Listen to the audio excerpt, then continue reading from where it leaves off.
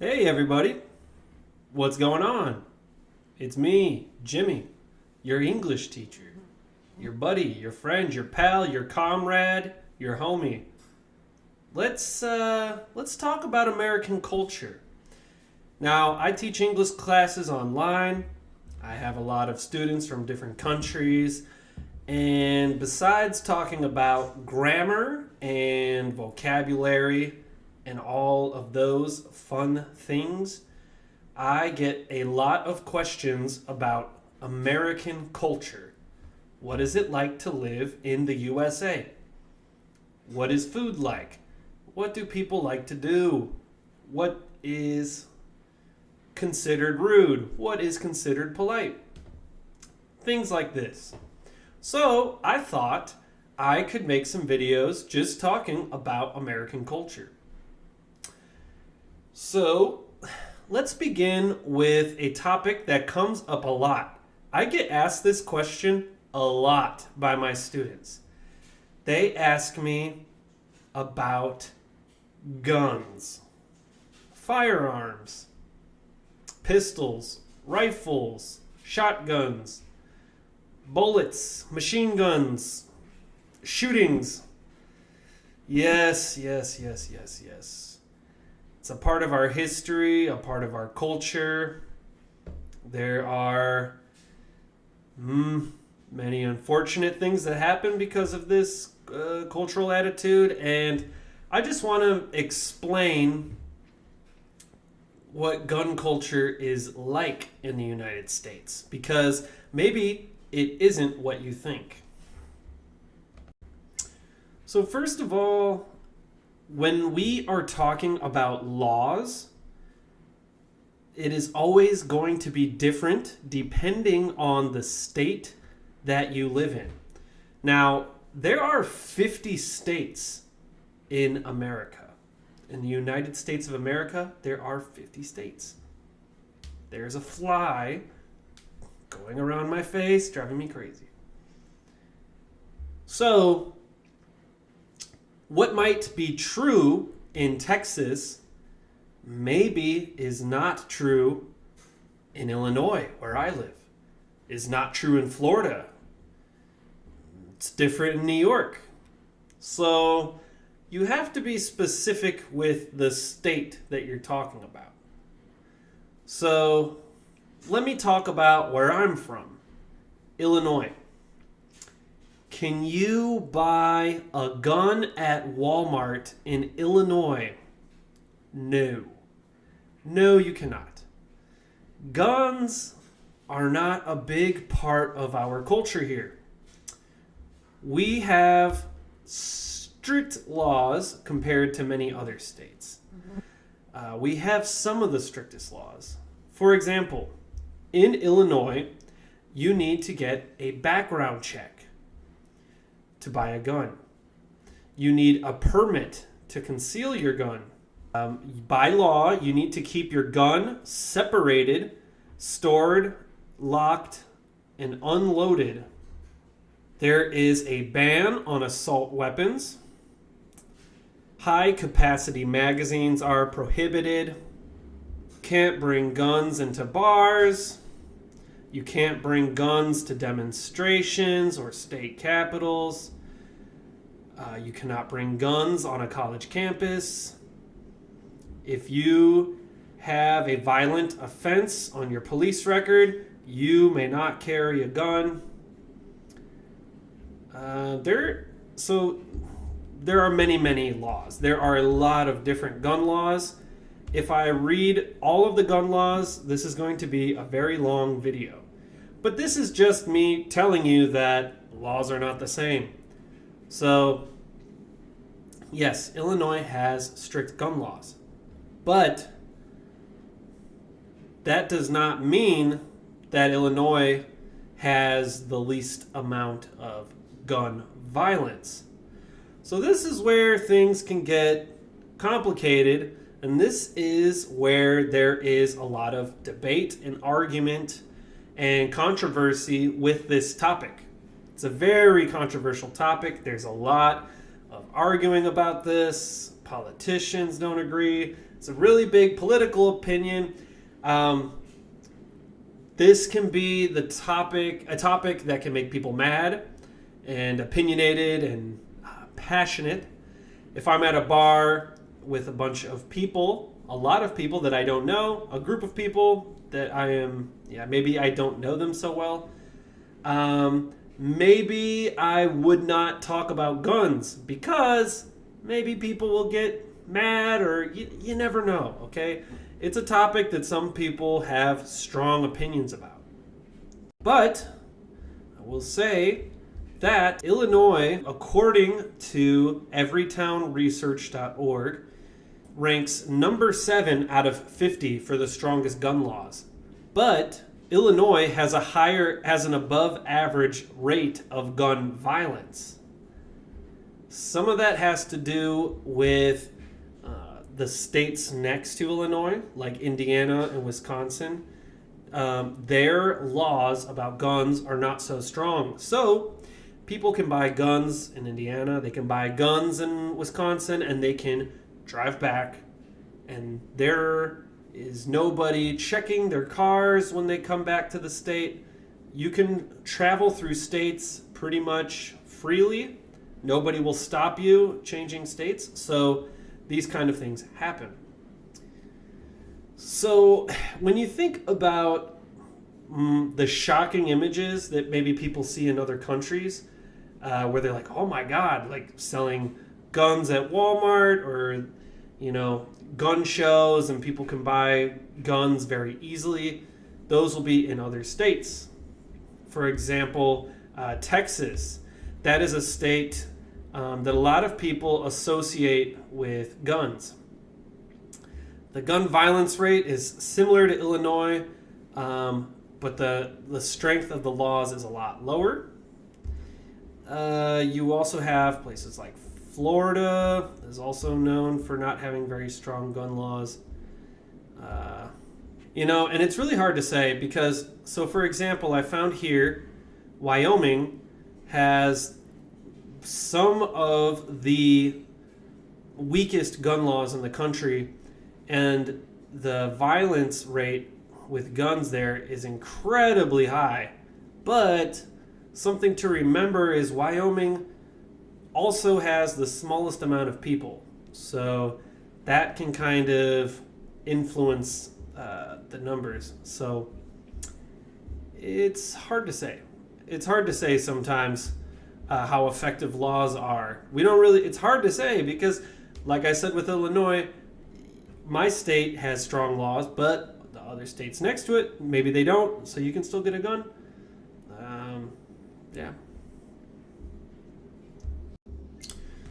If we want to talk about some of the more controversial topics when it comes to guns, there's a couple that come to mind. So one that comes to mind is stand your ground laws. What does it mean to stand your ground? Well, standing your ground means to not move. It means to defend. So sometimes we can say, I'm going to stand my ground in an argument. It just means you're not going to convince me. You are not going to change my mind. You are not going to, I am going to stand strong. I'm going to stay strong. I'm not going to change my opinion. I'm standing my ground. So it means to not move, to defend. So there are laws in, I believe, the majority of U.S. states that allow you to shoot somebody legally if you are in fear of your life or defending your home, or you have reasonable belief that you are in danger. Now, this is a channel about learning English, so this is all very basic explanations. The topic of law can get very complicated, so please understand that I'm giving you a very basic explanation of these laws. So, yes. So just please don't get mad at me if you shoot somebody and you go to jail.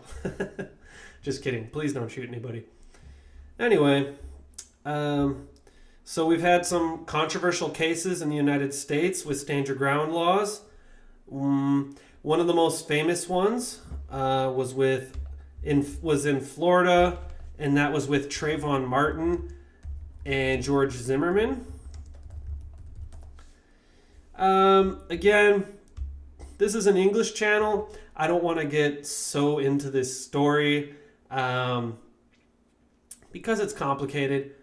But basically, George Zimmerman used the stand your ground law and killed this kid, and he was allowed to legally, and he never went to jail. He didn't receive any. He didn't go to jail. It held up in court. He used the stand your ground law to state that he felt in danger of his life, and that's why he used his gun. So very controversial, right? I mean, it's a hard subject. At what point should you be able to kill somebody or take somebody's life? If somebody points a gun at you, I think that could count as being in fear for your life. So, there are some cases that I think, okay, maybe it makes sense. You thought that person was going to kill you. I think, sometimes it makes sense to have to kill somebody to defend yourself or defend somebody else. But where is the line, right? Where is the limit? So this is where the controversy comes in, because then people say, well, he was punching you. Why were you afraid he's going to kill you, So let's talk about another controversial topic within gun laws, and that would be assault rifles. You might see on Instagram or social media people talking about assault rifle bans. That's a movement that is happening in the United States right now, because you see assault rifles are used usually to kill people, usually to hurt people. You don't typically use an assault rifle to hunt. At least that is the argument that people make that want to ban these guns. What is an assault rifle? What I think of is maybe like an AK-47, an M16, kind of guns you associate with the military. And historically, assault rifles were defined as a fully automatic rifle. That means you hold it down, it goes, it keeps shooting. So currently in the United States, California, Connecticut, Delaware, New York, New Jersey, Hawaii, Massachusetts, and Maryland all have banned assault rifles. That means assault rifles are still legal in the majority of states. Now, that leads into an AR-15. So this is maybe one of the most controversial guns that exists right now, and that is the AR-15. The AR-15 is technically not an automatic rifle. So there is controversy about whether or not an AR-15 is an assault rifle, because it is semi-automatic. That means you don't have to load it or anything. You can keep pushing the trigger and it can shoot. And an AR-15 can shoot very fast, like you just have to push it a lot. There are also modifications that you can make to guns and AR-15s, like bump stocks that essentially make it automatic.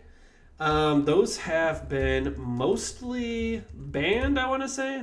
So in 2019, bump stocks were made illegal for almost all U.S. civilians, but people are fighting this law, so that could change.